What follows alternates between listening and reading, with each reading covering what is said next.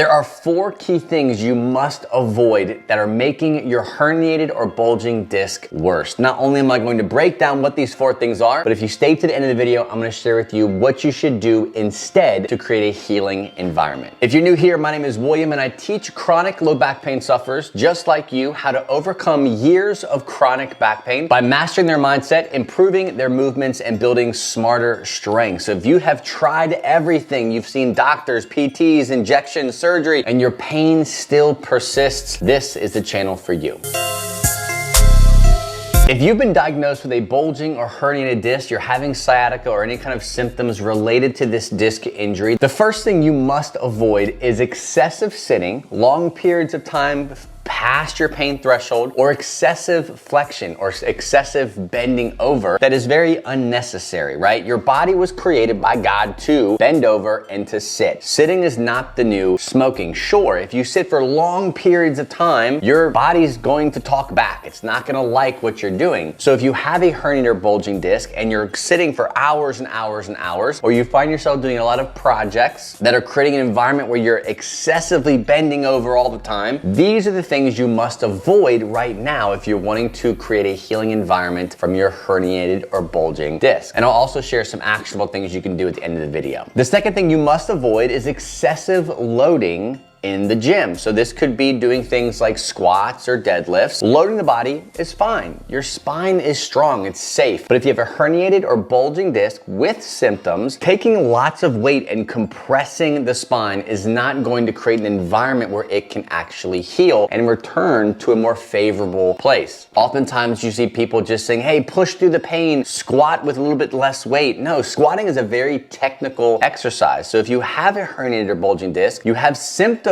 with this thing, then I highly suggest that you remove any heavy excessive loading exercises in the gym. The third thing you must avoid is stretching. The most popular stretch that you see people doing is hamstring stretching, because if you have a herniated or bulging disc, odds are one of the symptoms that you might be experiencing other than sciatica is posterior chain tightness. Unfortunately, this tightness is more of the sensation of tightness rather than the actual muscles being shortened, but we stretch these muscles thinking that that is what we need to get relief, and it actually makes our situation worse. That's not the only thing though. What about the child's pose? What about any kind of twisting, dropping your leg over and twisting from side to side? But hamstring stretching isn't the only type of stretching. There's also things like the child's pose, very common yoga stretching position that I would highly suggest if you have a herniated or bulging disc to stop doing right now. There's also, like I call it, the baseball twisting stretch, where you have your back is flat on the floor and you have your lower limbs dropping to one side as you go to your other side, the opposite side, with your upper body. Another thing you should not be doing is knees to chest stretching. A lot of people wake up in the morning and they're like, oh, my back hurts, oh, my legs are so tight, I want to get rid of this sciatica or these symptoms that I'm having, and pulling their knees to their chest might temporarily feel good, but that puts you back into this excessive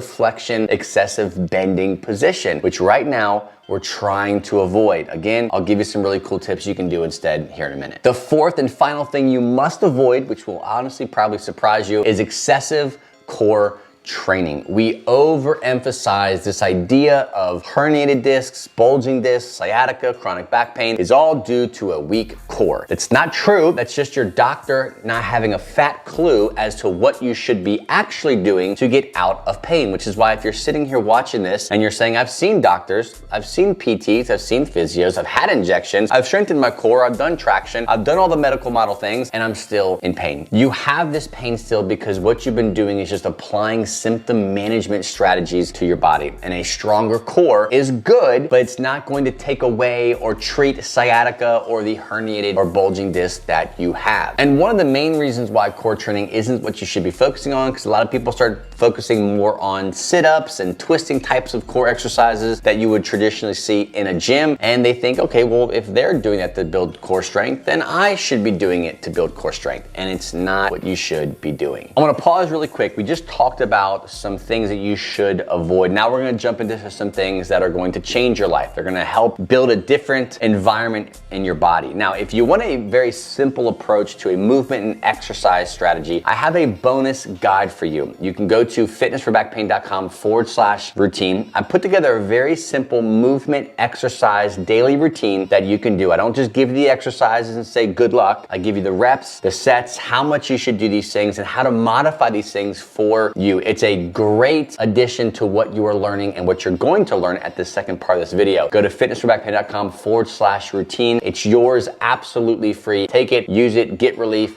get back to your normal life. My gift to you. Now let's jump back in. Now let's focus on what you should do to create a healing environment and get yourself out of the chronic pain from your herniated and bulging disc. Now, when it comes to the excessive bending and sitting too much, I would encourage you to implement what I call my 60-20 rule, which means you may work for 60 minutes, but you're going to rest, take a break, get up and walk around, change your position for at least 10 to 20 minutes. Now, every body is very different, right? So your pain threshold might be 45 minutes, might be 30 minutes. Maybe you're in a lot of pain and I can only sit for 30 minutes before my pain picks up from my herniated disc. Well, for you, your rule is gonna be a 30-10 or 30-20 rule. Now you're probably like, well, I'm not gonna be productive. I can't get work done. I just gotta push through the pain. Then be willing to live with the pain for the rest of your life. What you need to do is create pattern interrupts in your day. If you find yourself sitting a lot like I do, I have to force myself to create interruptions in my day so I don't find myself sitting here all day, because I will do that. So what I do, I have a timer. I know in my brain every 60 minutes I gotta get up, I gotta go for a 10-minute walk, I gotta go do something else around the house or in the gym, or do something that breaks the pattern of sitting. 60-20 rule, but you can modify it to fit your specific needs. Now, when it comes to exercises that are loading the body, squats, deadlifts, I would just dial back on the weighted exercises for right now. Don't get caught up in, I'm gonna lose muscle mass. No, you're gonna lose your life because you're not gonna be able to do the things you wanna do because your pain is so bad. Focus on deloading the body, maybe focusing on a little bit of decompression, focusing on lighter weights, higher reps, focusing on endurance in the gym, and not so much how much weight can I put on my body and my body be able to manage it. We don't wanna go down that road. If you're trying to focus on healing a herniated or bulging disc, you wanna step away from that. Take the time to step away from loading the body to create an environment where it can begin to heal. Now, when it comes to stretching, I want you to do the opposite. I like to focus people, this is a very common strategy to take, is more of an extension approach to herniated and bulging discs. Odds are, if you have a herniated bulging disc,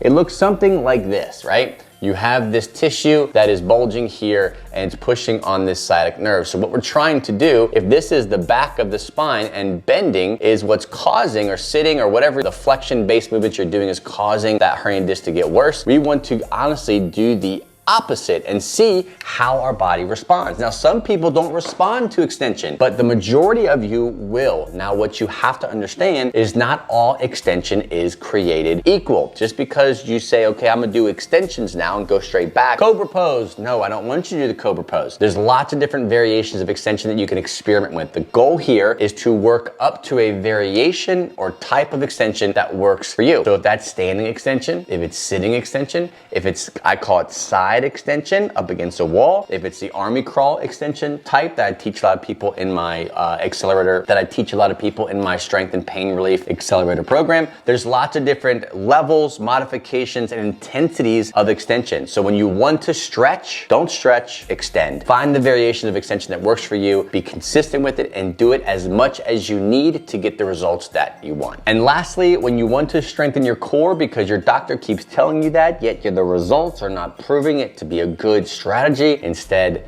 train the posterior chain. right? I know right now your low back hurts, the sciatica, the symptoms that you might be experiencing, the low back and the hips and the glute area might be a kind of a dicey place to build strength or to even exercise. But if you find a variation of exercises that tickle, introduce some exercise and blood flow to this area, it will serve you well. There are lots of different variations of lower back and hip or glute dominant exercises you can do for the hips and glutes. You can look at bridges, lots of different variations of bridges you can do. When it comes to direct low back work, I like to focus more on endurance. So I will do hip hinge endurance holds or back extension machine endurance holds, working up to something like a kettlebell swing, believe it or not, or maybe even a deadlift.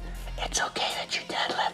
You just gotta do it But the goal is to work up to a variation of low back endurance strength training that is safe for you while you're working on all these other things that are gonna help the bulge or the herniation to go away. And now we're gonna build strength here, endurance, the ability to withstand bending again, sitting for a little bit longer again. All of these things make up a very complex problem of chronic back pain. In order to treat and get out of back pain, you have to look at it as a systemic thing. It's a system thing. It's not just a disc bulge thing. It's not a herniation thing. You have to look up and down and look at habits that we have that are making this bulge or herniation potentially worse. Now, it's very common for you to kind of go off on this journey and to try to navigate these things on your own. Like I said before, all of these things will change and be applied to each body very differently. It's called your unique pain profile. If you've seen doctors, you've seen surgeons, you've had injections, you've had acupuncture, you've done all the things, and yet you still are in chronic pain, these are the types of people that I work with inside of my Strength and Pain Relief